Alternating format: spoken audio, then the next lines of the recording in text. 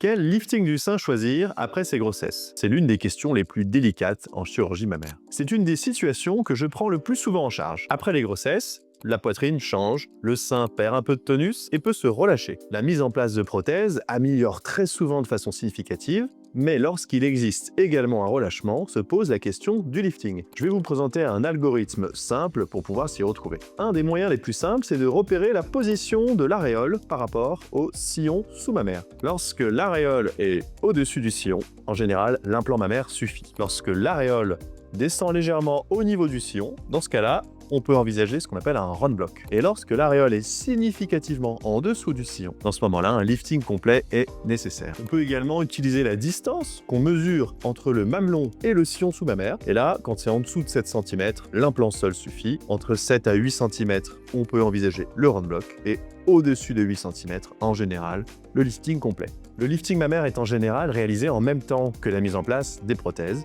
mais dans certaines situations, ça peut nécessiter une intervention à distance. Il n'existe donc pas de prise en charge universelle. Chaque cas est unique et c'est la consultation avec votre chirurgien qui va vous permettre de choisir la méthode la plus adaptée.